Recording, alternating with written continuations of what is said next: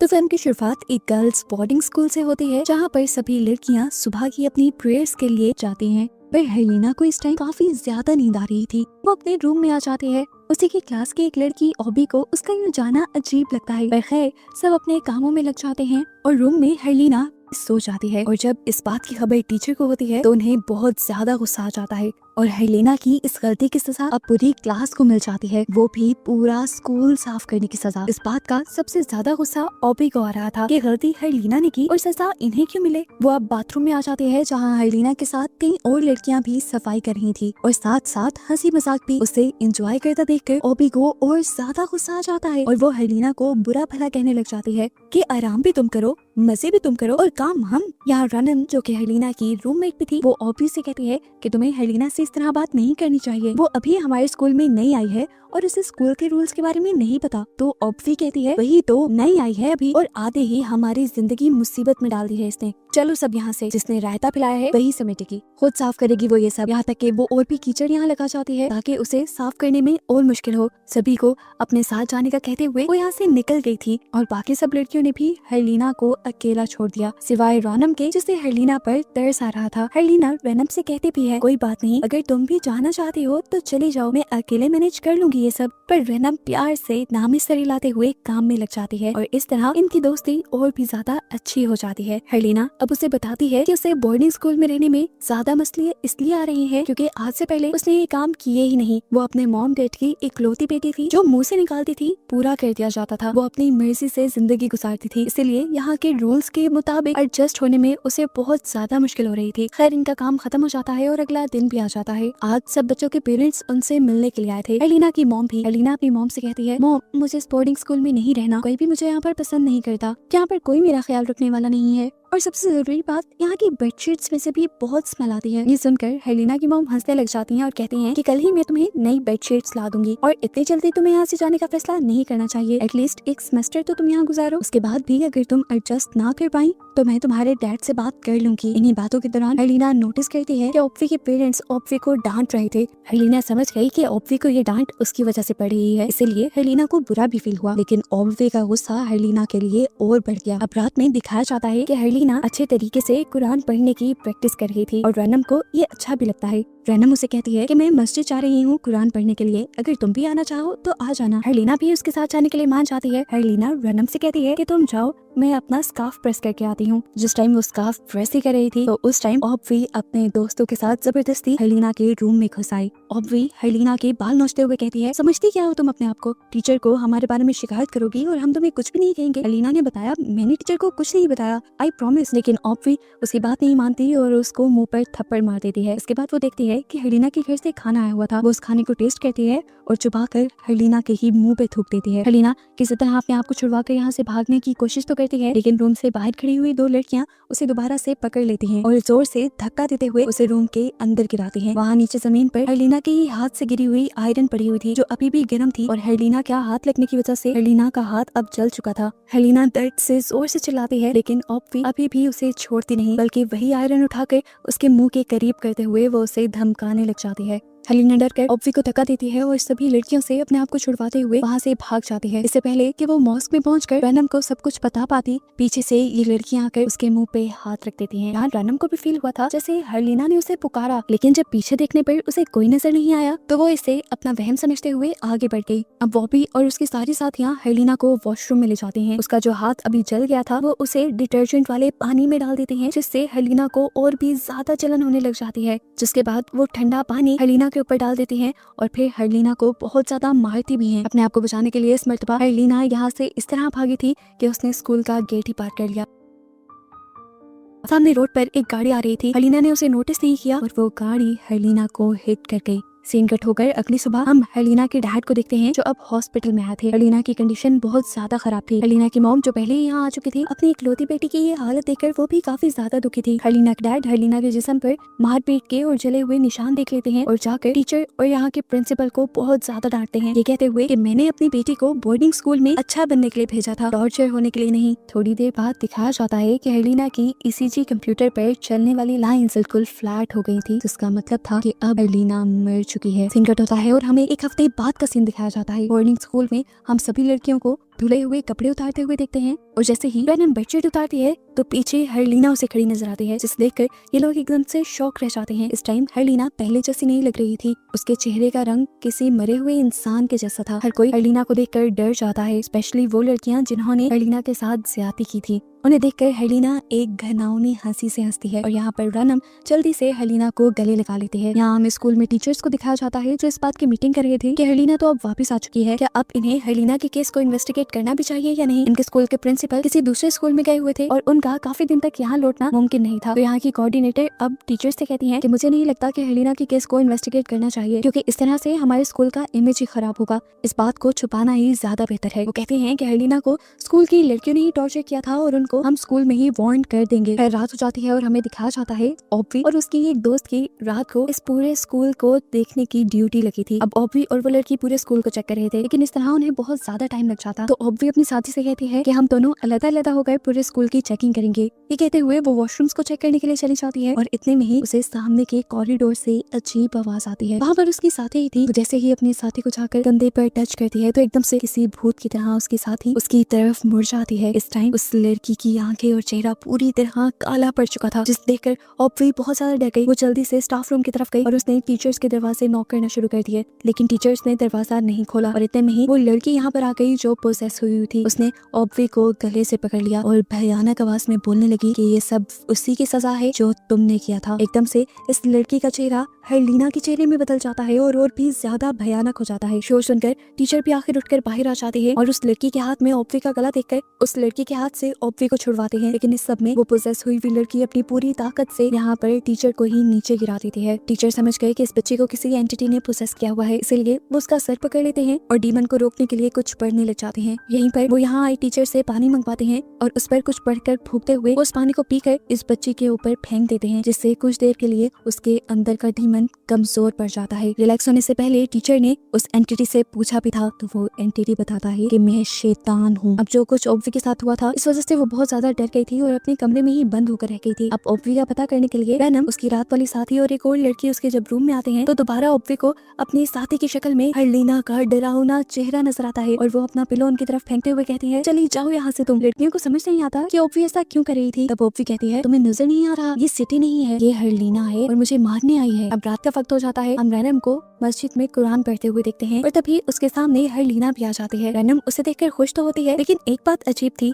आज जब हर्लिना कुरान पढ़ रही थी तो इस तरह से पढ़ रही थी कि जैसे उसे कुरान पढ़ना ही ना आता हो। फिर वो उसे इग्नोर करते हुए अपनी पढ़ाई पर ध्यान देने लग जाती है, लेकिन थोड़ी ही देर में हर्लिना की आवाज बदलने लग जाती है और बदलते बदलते उसकी आवाज किसी डिमोनिक, किसी शैतानी आवाज में बदल जाती है। रैनम को ये काफी अजीब लगता है और रैनम यहाँ से चली जाती है। अगले दिन जैसे ही वो अपना रूम खोलती है तो देखती है कि हर्लिना नमाज वाले कपड़े पहनकर अजीबोगरीब तरीके से हिल रही थी। उसने हर्लिना से सवाल कर लिया, ये क्या कर रही हो तुम? तो हर्लिना ने उल्टा उसे भयानक आवाज में पूछा, तुम क्या कर रही हो मुझे देखकर? उसकी बात का कोई जवाब नहीं था रैनम के पास, तो वो यहाँ से चली गई। आज पूरे स्कूल को देखने की ड्यूटी रैनम और ऑब्वी की थी। ऑब्वी ने अभी तक अपने दिन की लास्ट प्रेयर नहीं पढ़ी थी, इसलिए वो रैनम से कहती है कि मैं मॉस्क में जा रही हूँ, तुम इतनी देर मेरा बाहर इंतजार करना। रैनम जब बाहर इंतजार कर रही थी तब उसने नोटिस किया कि हर्लिना उन्हीं कपड़ों में अजीब तरह से चलते हुए स्कूल से बाहर की तरफ जाने लगी है। वो उसे देखने के लिए उसका पीछा करने लग जाती है और यहाँ पर मस्जिद में एकदम से लाइट चली जाती है। ऑब्वी को डर तो लगता है, लेकिन वो अपनी नमाज को कंटिन्यू रखती है और एकदम से जो कुछ वो पढ़ रही थी एक भयानक आवाज भी उसके कान में वही सब पढ़ने लगी,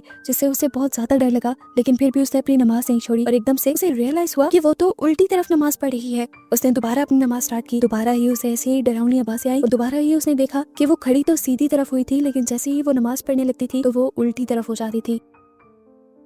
अब ऑब्वी बहुत ज्यादा डर गई थी। कई मरतबा उसने नमाज को तोड़कर शुरू कर लिया था और अब तो वो आवाजें भी बहुत ज्यादा आने लगी थी। ऑब्वी ने अब फैसला कर लिया कि वो डरेगी नहीं और नमाज पढ़ती रहेगी। इस मरतबा उसने जैसे ही नमाज कंप्लीट करके देखा तो शुक्र था कि वो अब सही डायरेक्शन में नमाज पढ़ रही थी। शुक्र करते ही उसने जैसे ही साइड पे देखा तो वहाँ पर हर्लिना का भयानक चेहरा उसे दिख रहा था। किसी भूत की तरह हर्लिना उसके साथ बैठी हुई थी। उसे देखकर ऑब्वी जोर से चीख मारती है तो ये चीख रैनम भी सुन लेती है और वो जल्दी से मस्जिद में आती है ऑब्वी को देखने के लिए, लेकिन ऑब्वी अभी भी नमाज पढ़ रही थी। काफी देर वो एक ही पोजीशन में बैठी रही और जब रैनम को ये अजीब लगा तो उसने ऑब्वी को टच किया और देखा कि वो तो मर चुकी है और उसका चेहरा भी बुरी तरह काला पड़ चुका है। ये देखकर रैनम बुरी तरह टूट जाती है। अगले दिन हमें ऑब्वी का फ्यूनरल दिखाया जाता है। उसके फ्यूनरल के बाद जैसे ही ये सब लोग मिलकर प्रेयर करना स्टार्ट करते हैं तो हम इस मर्तबा भी हर्लिना के चेहरे पर एक शैतानी मुस्कुराहट को देखते हैं। प्रेयर के बाद ऑब्वी की फैमिली ऑब्वी का सारा सामान लेकर यहाँ से चली जाती है और रैनम ये सब कुछ देखती रहती है। तभी हर्लिना उसके पास आती है। रैनम हर्लिना से सवाल करती है कि रात को तुम कहाँ थी? हर्लिना ने कहा अपने रूम में। और कहा? रैनम ने हर्लिना की बात मान तो ली लेकिन उसका दिल नहीं मान रहा था क्योंकि कहीं ना कहीं उसे शक था कि इन सब कामों के पीछे और कोई नहीं बल्कि हर्लिना ही है। अब क्योंकि ऑब्वी की तो मौत हो चुकी थी इसीलिए ऑब्वी के साथ ही सिटी रैनम से कहती है कि तुम मेरी रूममेट बन जाओ। रैनम भी मान गई क्योंकि अब उसे भी हर्लिना से डर लगता था। सीन कट होकर हमें स्टाफ रूम का सीन दिखाया जाता है जहाँ पर टीचर कोऑर्डिनेटर से कहते हैं कि हमें ऑब्वी के पेरेंट्स को ये बात बता देनी चाहिए कि उसकी मौत नेचुरल नहीं है, उसकी मौत के पीछे कोई खास वजह है जिसे उन्हें तलाश करना चाहिए। तब कोऑर्डिनेटर उनसे कहते हैं हम ऐसी भी किसी बात को स्कूल से बाहर नहीं निकाल सकते जिसके लिए हम खुद ही कंफर्म नहीं है। लेकिन टीचर यहाँ पर कोऑर्डिनेटर की बात ना मानते हुए कहते हैं ये मामला बहुत ज्यादा बढ़ चुका है, हमें जाकर इसके बारे में प्रिंसिपल को भी बताना चाहिए और यहाँ के सभी बच्चों को अपने घरों में वापस भी भेज देना चाहिए क्योंकि खतरा पहले से कहीं ज्यादा बढ़ गया है। पहले हर्लिना का इस तरह टॉर्चर होना और अब ऑब्वी की मौत होना, इसके दरमियान में एक लड़की का पोजेस होना, ये सब चीजें छोटी नहीं थी। सीन कट होकर हमें रैनम को दिखाया जाता है जो सिटी के रूम में तो आ गई थी लेकिन उसे यहाँ पर नींद नहीं आ रही थी। काफी टाइम बाद उसे नींद तो आ जाती है लेकिन जैसे ही उसकी आंख खुलती है तो वो देखती है कि वो इस टाइम सिटी के रूम में नहीं थी बल्कि वो इस टाइम हर्लिना के रूम में थी। यहाँ पर वो देखती है कि हर्लिना अपने पाँव को ऊपर वाले बेड पर जोर जोर से हिला रही है। उसकी टांगे देखकर रैनम डर जाती है और अब हर्लिना अपनी डरावनी आवाज में उससे पूछती है तुम सो क्यों नहीं रही? ये बात सुनकर रैनम और भी ज्यादा डर जाती है और दूसरी तरफ करवट ले लेती है और हर्लिना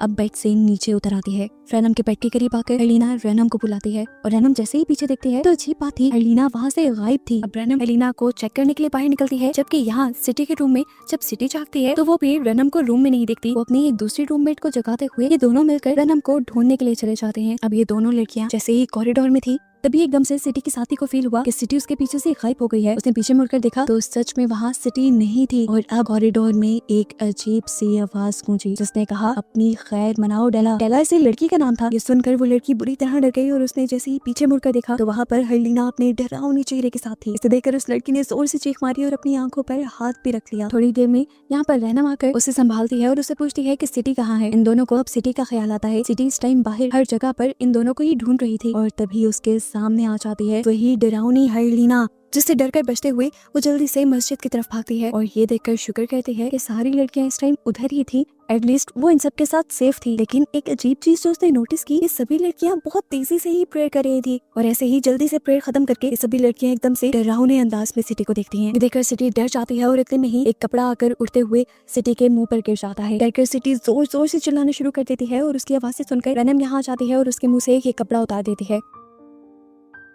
ये सारी चीजें देखते हुए इनके साथी जल्दी से टीचर को बुलाने के लिए जाती है। वो जोर जोर से नॉक करती है और एकदम से दरवाजा खुद ही खुल जाता है। वो टीचर को अब उठाना चाह रही थी लेकिन टीचर नहीं उठते और एकदम से उसे अपने पीछे किसी के होने का एहसास होता है। उसे पीछे मुड़कर देखा तो यहाँ पर वही भूत बनी हर्लिना थी जिसे देखकर वो डर गई और उसने दोबारा जब बेड की तरफ देखा तो बेड पर अब टीचर भी नहीं थे और यहाँ का दरवाजा भी बंद हो चुका था। वो अब पीछे मुड़ी, उसे हर्लिना की डरावनी आवाजें और धमकियां सुनाई दे रही थी। वो डर कर दीवार के साथ लगने ही वाली थी कि एकदम से पीछे से हर्लिना ने उसका गला पकड़ लिया और उसे मारने लगी। उसकी चीखें सुनकर यहाँ तक के अब टीचर्स भी उठ गई। टीचर जल्दी से उस दूसरे टीचर के रूम में आती हैं जहाँ से चीखों की आवाजें आ रही थी। दरवाजा खोलने पर उन्हें यहाँ पर कोई भी नहीं दिखता लेकिन चीखों की आवाजें बंद नहीं हो रही थी। वो जैसे ही मस्जिद की तरफ गई तो उन्होंने देखा कि ये चीखें अब बाकी लड़कियों की थी क्योंकि वो बच्ची तो अब मर चुकी थी और उसका पूरा चेहरा बिल्कुल ही ग्रे पड़ चुका था। उसकी मौत भी बिल्कुल ऑब्वी की मौत जैसी थी। रैनम जो उसकी मौत से बहुत ही ज्यादा दुखी थी, वो देखती है कि पिलर के पीछे खड़ी हुई हर्लिना अजीब से अंदाज में हंस रही है और वो समझ आती है कि ये सब किया हुआ हर्लिना का ही है। यही बात बताने के लिए वो जल्दी से टीचर्स के पास जाती है। अब टीचर्स को भी अंदाजा हो गया था कि यहाँ पर कोई बहुत बड़ी मुसीबत तो आ चुकी है। सभी लड़कियों की हिफाजत के लिए वो सभी लड़कियों को एक साथ मॉस्क में बुला लेते हैं लेकिन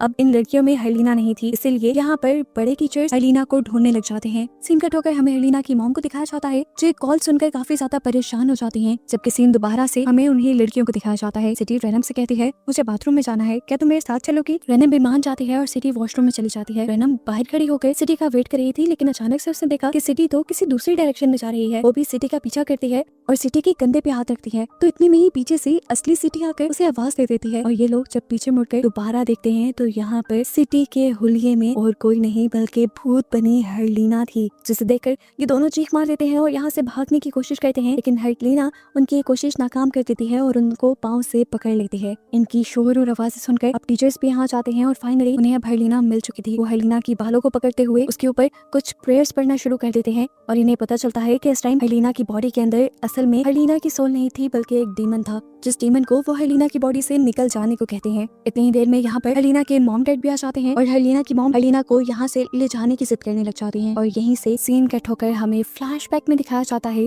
कि जब हर्लिना का एक्सीडेंट हुआ था तो वो एक्सीडेंट असल में हर्लिना की मॉम की ही गाड़ी से हुआ था। जब हर्लिना की मॉम हर्लिना को बेडशीट्स देने के लिए आ रही थी, लेकिन जब हर्लिना की मॉम ने बाहर निकल कर देखा तो उन्हें लगा वहाँ पर कोई लकड़ी ही थी, जिसे वो साइड पर कर अपना सफर कंटिन्यू कर देती हैं। यहाँ पर उनके हस्बैंड जब उनकी गाड़ी पर स्टंट को देखते हैं तो वो समझ जाते हैं कि हर्लिना के एक्सीडेंट के पीछे उसी की मॉम थी, लेकिन वो ये बात अपनी वाइफ को नहीं बताते क्योंकि इस तरह उसकी वाइफ टूट सकती थी। सीन्स दोबारा प्रेजेंट में आते हैं जहाँ हम देखते हैं कि हर्लिना की बॉडी के अंदर वो डीमन हर्लिना की मॉम को ही जंगलों के अंदर ले जाता है और कुछ ही देर बाद हर्लिना की मॉम की बॉडी को वो जंगल से वापस बाहर इनके पास भी फेंक देता है। लेकिन तब तक ये लोग देखते हैं कि हर्लिना की मॉम की मौत हो चुकी थी। हर्लिना भी अब यहाँ आ चुकी थी तो टीचर्स जल्दी से हर्लिना को पकड़ते हैं, लेकिन हर्लिना इस टाइम इतनी ताकतवर थी उसने इन दोनों को ही घुमा कर गिरा दिया। अब ये दोनों टीचर्स दोबारा हिम्मत करते हैं और हर्लिना का एक्सॉर्सिज्म करने लग जाते हैं। इसके डैड्स की हालत देखकर रो रहे थे और सीन्स एक मरतबा फिर फ्लैशबैक में चले जाते हैं जहाँ हमें दिखाया जाता है कि उस दिन हर्लिना सच में मर चुकी थी, लेकिन ये बात उसके डैड से बर्दाश्त ना हो सकी। वो अपनी एक ही बेटी की मौत के बारे में किसी को नहीं बताते बल्कि उल्टा एक जादूगर के पास चले जाते हैं